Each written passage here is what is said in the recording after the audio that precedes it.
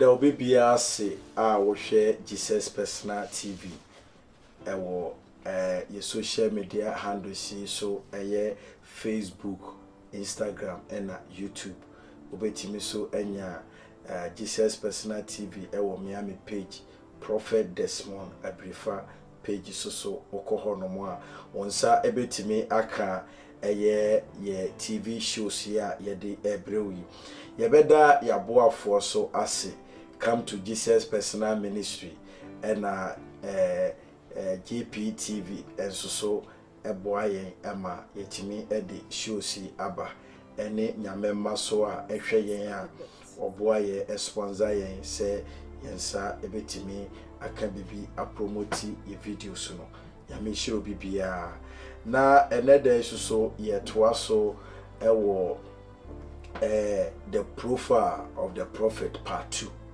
aha megidi se na anu no uye enhira pa fi se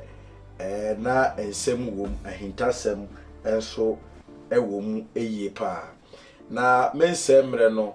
na last week no na me de wusi baby a mekoye adwuma hotel bia na ahonhom ema bi eba ombede omu ho adia edru pempenso bia na omopese omone me enkasa fi se omoka bibia me hunti no me try se me stop wo mo se na ebe ya enko eti se ye hu da bia wo duty pa na ewo assignment bi ana bibia ye pese ye mfa wo nkoye fi se meni wo no afa ha na omoso ya honhom a na eti hotel ho ye nto aswe me be koye adwuma wo one of the hotels aya na me pese mebo hotel ni din one night ho so me da ho na oba bi so eba me so enti na apre no emu ya yede ti me bo Jesus enti wono na oja mi mu enti na okoya kakra na osan ba eche no obebisa me se Jesus no emu de he na me bo ni din ana me kire se de owu ya ne nansa so osori ye no Jesus Christ of Nazareth ewana demon no ka kire me se yensu ye obi nti no no tira me kwa me san back na me hu the specific one enye easy life is no easy sometimes you know one say TV way abase ebibie nipa mani ebia ofise ye bo Jesus ye bo obi su bo Jesus nti woni ni nyina mu ye Christopher na so won se ma bo Jesus ya honhom no bisa me se Jesus no emu de na yegusu a ye kasa meba me encounters ni revelation no saa sem we mu details no me de beba abato aso pa na wahu we de ne ma bi a me hihia ai eno so to aso me koye adwuma wo obi so nchen biu na ono so ewo esomfoforo a emfiri nyame mu na tembia mekọ wuma no office a mene ne bedi nkomo no makọ amaduru entrance no anase mi be pie na pe no wa frɛ me Desmond na magina na waka say you have a good spirit otaka sa asem na pa na se meye bibi na yemfom so a na maame no bufu na se obisa se hwan na ye sa ade no na ye bomidi se eyemia pa na waka na no ato chese na eboro staff ni nyina adwen so se madam buofu pa chese kayeye mu bi na kayeye sa ade o ya ka na wapam ye be ye bo wudi no wanka hwe ena okoy enti eno so na medwene ho a menti ase because the biada no woni ni di nkomo obeka cho say you have a good spirit sa wona woye nyamema no wona wachi Yesu adi no ye ohonhon konkono woye mu a ene na ebia ono due to ne region anase religion a wo mu nti no onti meka say you have a Holy Spirit but obeka say you have a good spirit. And this obi kachiro obi say you have a good spirit there. Na just say sa nipa no ewo nyamesu ewo ni mu. ni nyina mpo ni nsɛm a maka o part 1 no mu a yaba part 2 ni nyina no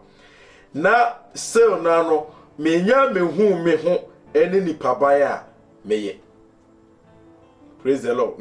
Na menya mehu me ho nipa ban a na meye. Na de mehu ye ne se company no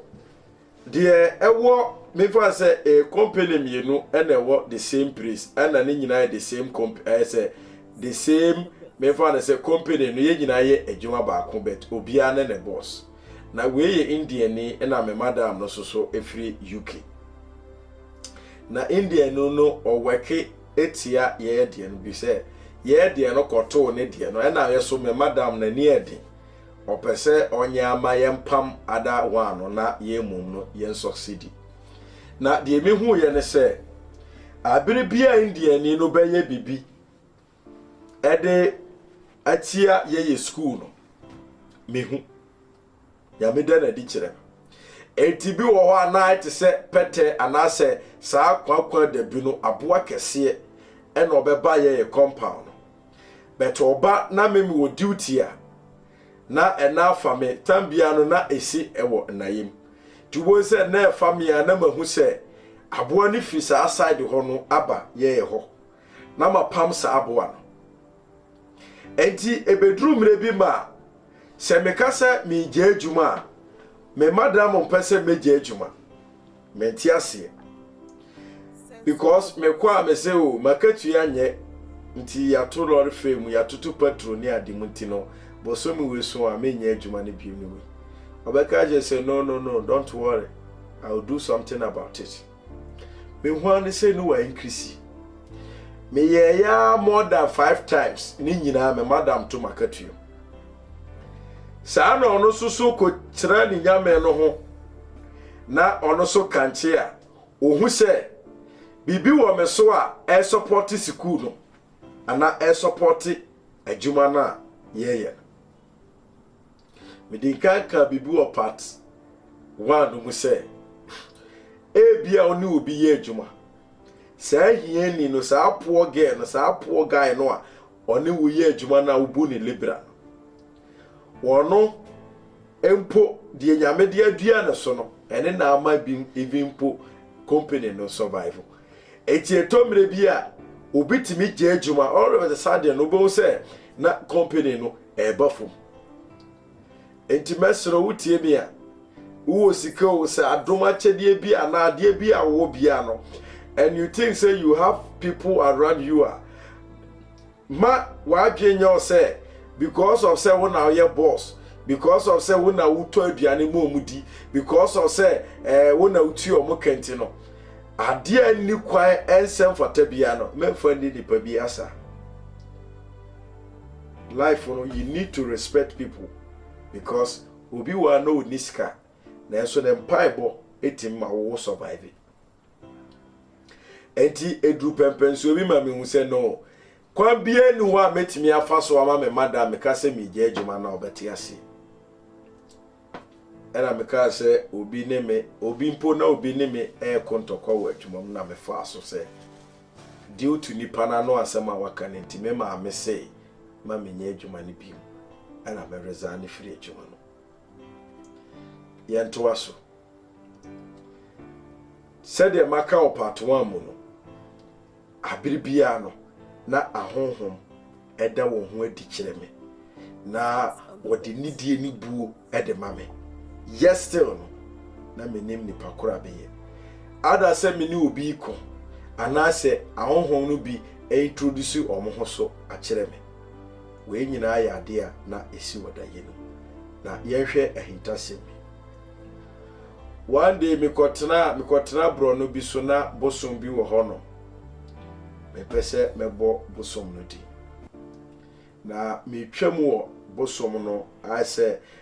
owo kwan no a ye fa so edi kokoro mu na anti owo kwan ne nchen de eba ne se me duro na watwam mogya agu ne bosom no bi so a na mogya no ne nwansana wo ho nti na ebon pa ese edisua de aje se JPTV so Jesus Personal TV so is the only platform where ebe bi wani na ebe mo wo hu se wiase no yɛka abrabɔ ana wiase a wiase nyade a wodi wani we hu no nya ne na efre ne wiase no the unseen no ene na ye wiase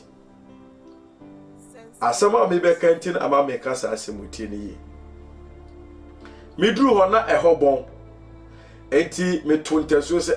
yara mo je mtwitwa mo je ama habo kaka na tintaso to na beto aso anajo amada no ena konfo no ba me nchen se ma ya ade ama na ye ne ya pa. Praise the Lord. Konfo no be ka kire me se ma ya ade ama na ye ne ya pa. Na bisa se de na ma ye ena obe kire me se matwamu ho atintasuo ewo ne bosom no anim ho no ena msio na se wanim se eho no ebon adenti e wotwa moja gu ade no so na moja no pro na wansara ne ade enti matintasuo a mate ni ade wa base yenko a onyina yi na yefa mo boso sisia asema mi ke nyina no tie ni hu me prophet. Me a prophet. Me ordinary person. Me room attendant. Nyuma na me ka ni baby wa me security wo, baby wa me cleaner, baby wa me receptionist, baby wa me executive housekeeper wo. E bi so wo no mo a na me run me business kakra. Ana konfo ka chem se da bi. Ye wo ye honhom, me so me ye honhom. Nti bibi wo ho a eni kwan se wo ye. Enti no mama ne ntokwa se mene wo ba be konamum de eye me ya na me be ka kiro na amsu wo de se waka ne saa wo de mate ena konfo no ko e de adisuade na wusua frisa asem ya meke life no wo na mo wa wo hwe entaso na mateo ade no so ebon bet mate entaso because o se nyamensa wo me so ana honkonkru tumi wo me so a me ye honhom ti no tumi na ma me nchen se ebe ha me na emum wone me ebe kasa enti bisa se wo a wo hwe me ana wo awutie bi na wo so a wo se wo nyinyame ni na wo ni tumi bia wo mu no ena wo twa mu ho na atintaso bi ko ono kwan a etina da bia no eho a na eriafo no nyina atwam ti anya no se bi onyame nko ana mehwene ete sente se ade ebo enti anya obi so atintaso aka asem bi wonimu ti saa nipa no de na konfo no de beye no. Life is not easy. Onantie ekura timi pa asem ma wo kasa timi pa asem ma wo action bi timi pa asem bi ma fi se entaso no an medu ho a meto ye no ebi obi ato wa ye ni bibi fi se ne honhomu a. The profile of the prophet Desmond Abrifa and I'm watching all this one from part 1 to part 2 munation tini etwaso ensembe bre na esisi ye hwe asem wo ye nyame ni nipa ekasa but nipa ena emfa na adwen enkoso emra me ko ye adwuma hotel bi mu no me gya adwuma no ba fie because of say adwuma wura no na obu me kwasea tembia no nyame fa me so for the first start no eda honhom kro na di ene na ma contract na me ko gye no metimi ye madom eba adwuma no ba adwuma no ejanity sika bo hye bia o hye me se o de be ma me no wani so enti me gya adwuma enti me ba fie na me ni adwuma ye. One day me da ono ma na sebio Johnson akamia me pese me sori nkogu nsu na me sori free ketesoro na me te ne se enti all this one wo ye busy na wo ye adwuma wo koba wo ye adwuma wo koba enti se wontimi kura ne me ni nkomo kura no a ampa wo de me mfa eno se eye busy nti na mabia wonya kwan ne me ni nkomo na mama misa osisi ase enti sese mremu ya wunya adwuma bie mu ya wo fi enti woda me nyame ase kura na onu mdi nkomo kura kakra na ayede. Praise the Lord. Sana nene ba you ntina madru entrance na mi bebie pono no na makọ mi washroom ena mi gina odi na me sa ba dan no mu back na me bu nkotodwe na me dan nyame ase se me dana ase se me nam all this while na me ye adwuma no me nya mmerema no na mpo ene ya mabetena fie na waka me se ntimi mmompa ye kura na nase eni ni kita hodie bi onuadofo awuti ni etoda God needs your communication. You need to speak to God. Hwe umre se udie busy bi mpo na waye na woye niema bi a eya nyame betimi ato niema bi ase na mmom se wonya mre bi na wote ho na se wantimi ni unyame ankasa eya na eye mistake pa se wantimi ni unyame ankasa eya na eye mistake pa na hwe ahinta sembi esi da very day na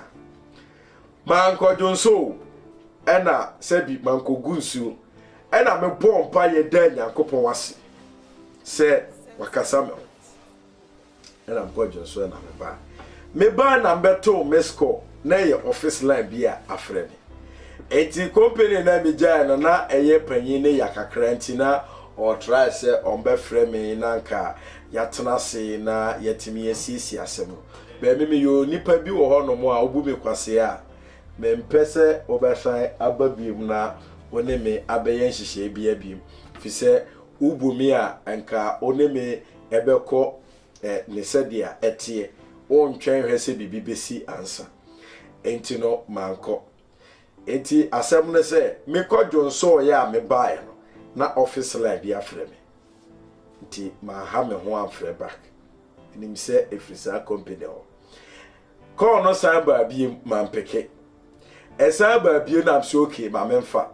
said the omo be ka no me na mafa call no I can decide se me kasa ana se me kate call me fa call no asa na a different company a me de application akɔto one good year ni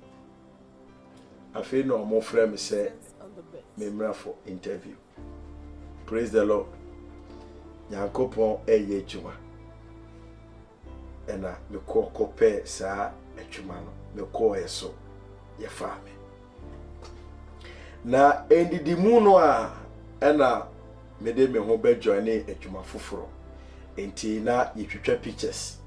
Saa picture na ye dress wo nyina awie na yetwa na ye de wakoto ahwehwe mu no. Ti de ani kire agwemamu voter region ho baabi ti bibi prophet profile na wutie no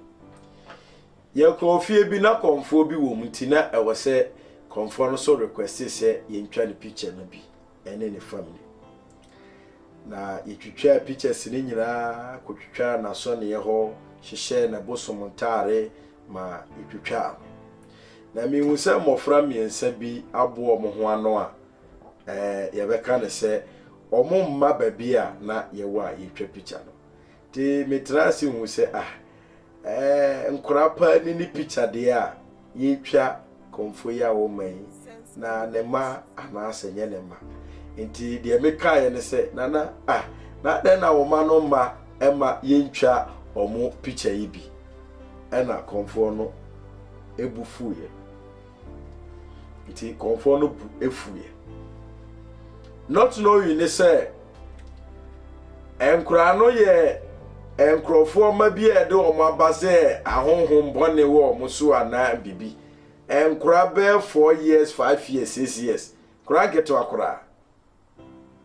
etimika say ye papa ne ma no ne bufuye e na opame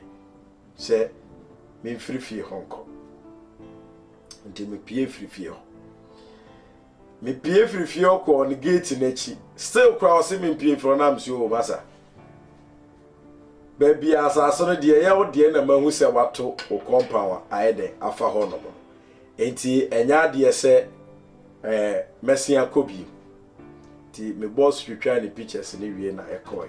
ti asi antasem we yi 1 year later ama ye adwuma no be 4 months e magai ye adwuma foforo e wada hotels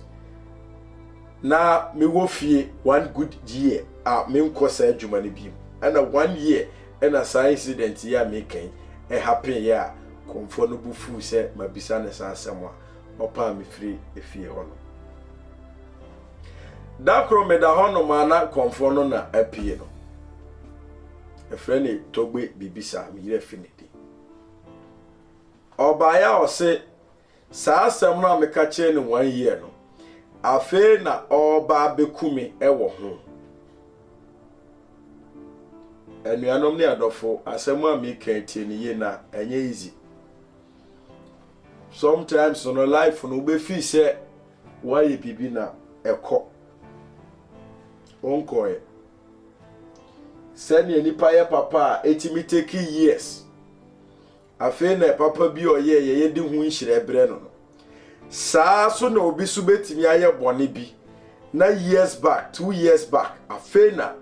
ono so na so twen eba hwani ti asem yi nam si o asem a dada o se dada kura se na eye ya enti afi na mebeje okra no ana wonkwa na firi unhyem so obidana dwona wa nsore a eya manka se o na hwe nye no ena okoda na wowu na de be mia ne ko anadwo ne de ofam ni baabi kro ko ya ye bo ni tuo ana se ye che ne kra wantimi ama no you don't have idea enti mene konfue preso papa de mi ke nyina no na nya me nyankohie nya me kura o enti eto aso fe ntokwa kikiri wo ya na yira na besi wachi na je se me su in the name of Jesus na matomesa me ne no daye numu no na enya asem ketwa we na me hu se no ba bi ade na duru na kwa no asem na no ya yede ena me bo Yesu di na me hu se Jeffrey wiem ena betisi konfu su se cream hye no mane da na ayi bidie hwana manite physically no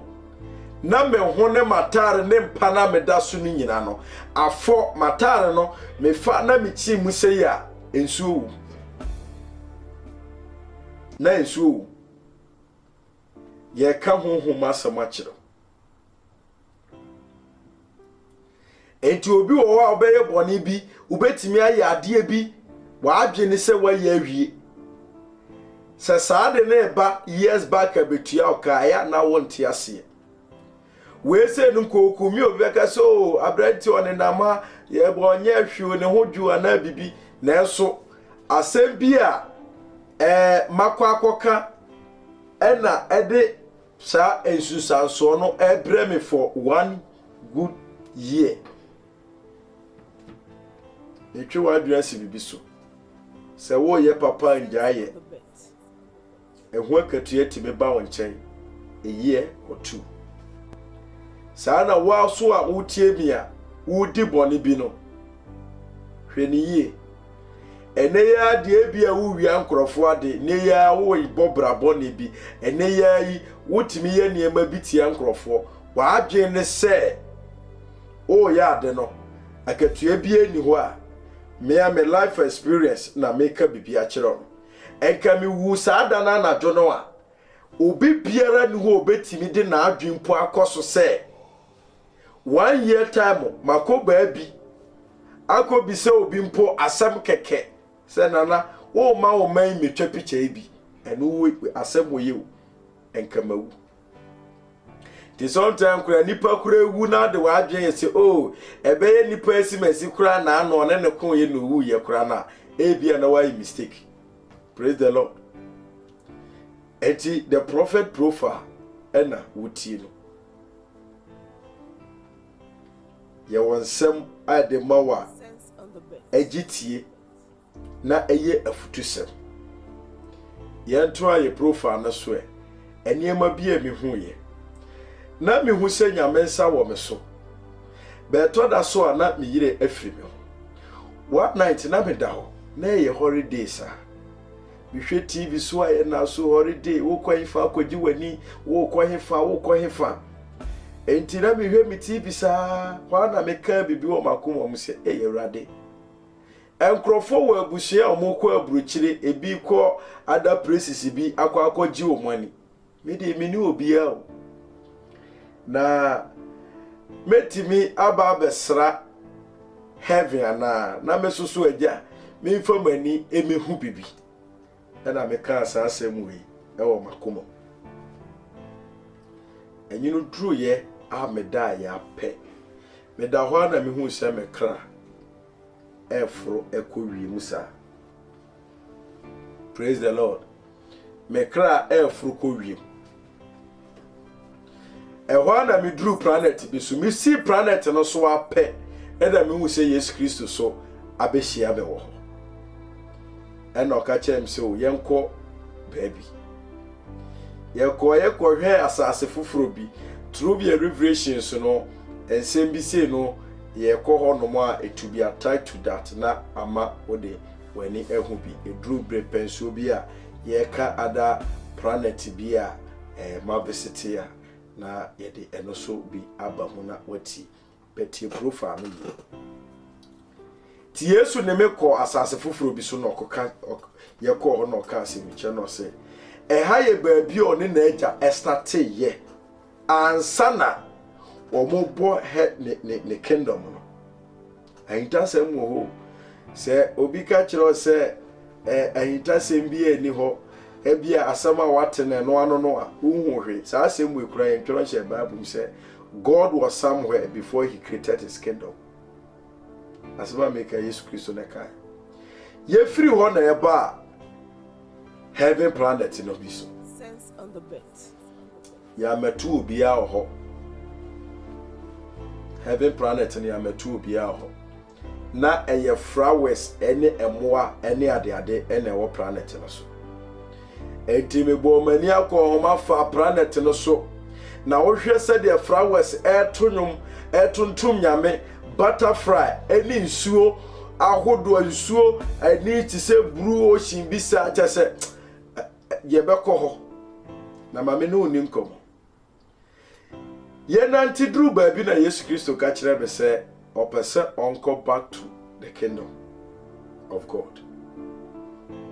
na emre nso se meba hanti astiazem ni o se emra na me dwene se meba ho no ena Nyankopon ye ne se saade a onu Jesus ni hia me ho no na one me enko hwehwe ho se de be ya me ma kingdom ho na me mehwe heaven no a meka enti ne papa na se omra na omefa me enante heaven planet no na se sie ya one me kasei Nyankopon eye meeting bia e wo so no Jesus Christ ne etenem anzana meeting no awie peye ne presence ehia enti mira na so enti e wo se ogya me ho na oko back to his father enti owura awie musa na oko no se time so na hwehwe de opese wo hu ni nyina awie a trase obekọ back to earth trase obekọ asase so back and I'm see you na Yesu Kristo koi ti saada no na anuanam na adofo mebo mani akohoma yi ena manite hwana msi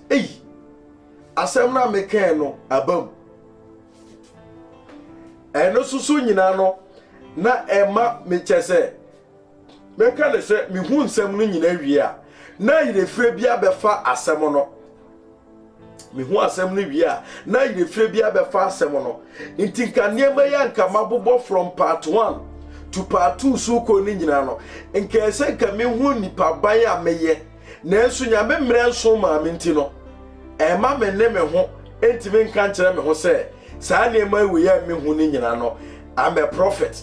enti e bia be nkote asore ana me ye prophet nti ye wo se mi je adwuma na me ye de me ko na asore fie because of say na nyame mre nso ye na nso within me no and I say inside me no bibi e koso mi mu a it doesn't show say me ordinary person because mame for why you go back to part 1 no, of the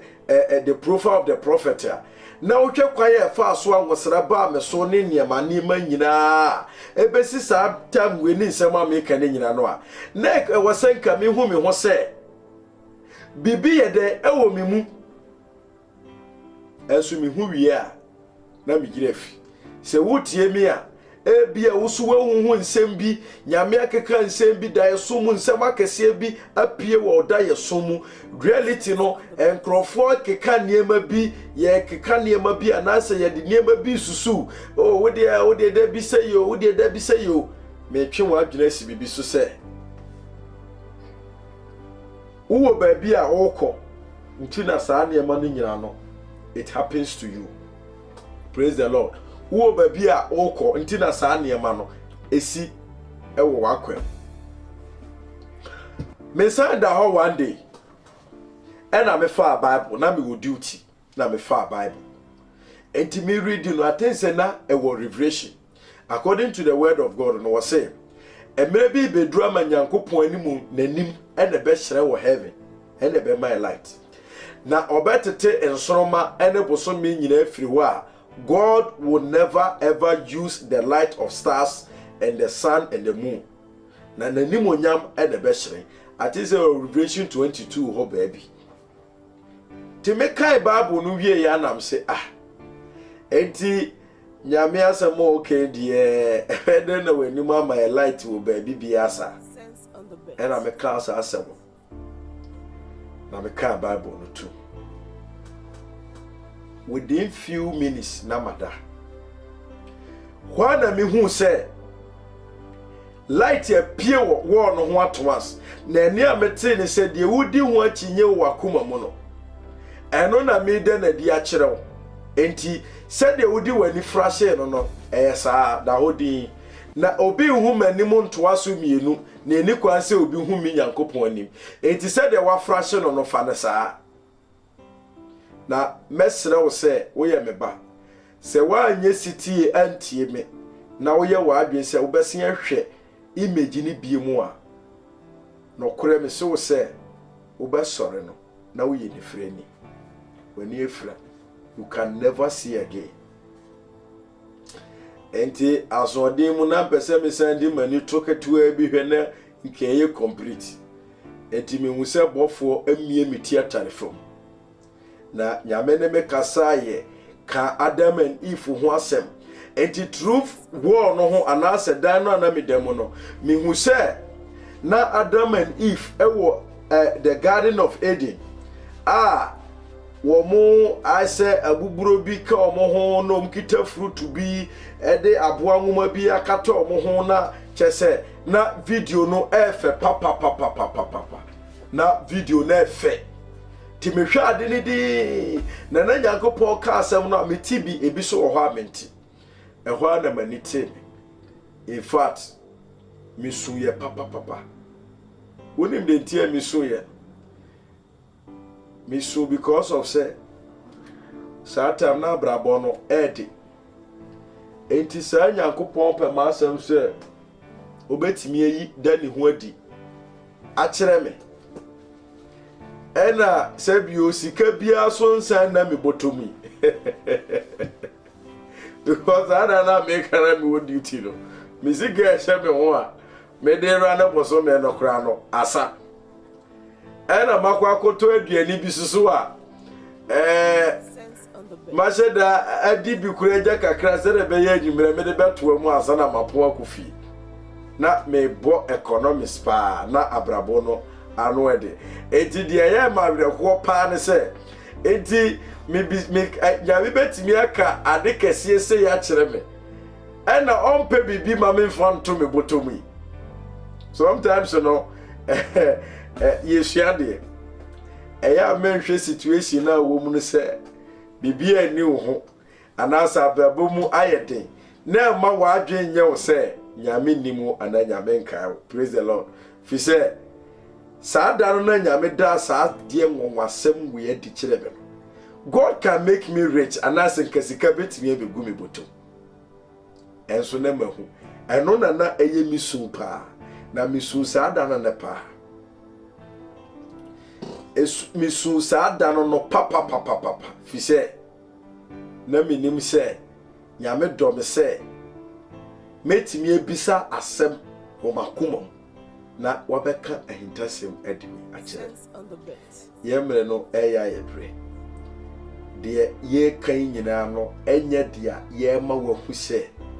nyame ɛde yɛn bɛyɛ nipa kɛseɛ bi anaasɛ nyame nsa wɔ yɛ so nwanwasoɔ bi a ebi ni obi so na mmom yɛka ama Nyankopɔn tumi ɛdɛdi sɛ nyame wɔ ne mma nyame wɔ ne nkorɔfoɔ anaa ne nko a wɔde wɔn bɛyɛ adwuma. Now the right beginning of those people their life no is not easy. Ebia wutie me nyame ɛda ne ho adi wo ahokyere mu enso wobɔ mpaeɛ a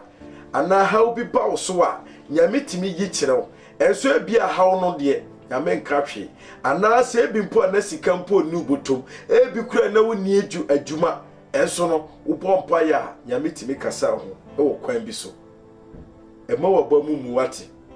nyame wo bibi pa bi ɛde ma wo enti me de ma asɛm no ebesi ha na mabɔ ne tɔfa na nyame yɛ adom a yɛbɛsan atoa so part 3 aha wo hwɛ the profile of the prophets said the man from beginning no your social media platforms no ubenya of Facebook JPTV or Facebook the same JPTV no ubenya or Instagram and YouTube and now betimi so enya me videos no bi ewo Prophet Desmond Abrifa ewo Facebook aha ehoso ubetimi enya na ubetimi so afre me anase WhatsApp so ewo +233 249 590461 anase 0249 590461 me WhatsApp so normal call so frɛ me a betimi afa ye oniema bebre a JPTV edebro ye da hwefo ani atifo ase. God bless you. Nyame ya adom a ye besan so atoa so part 3. God bless you. Bye bye.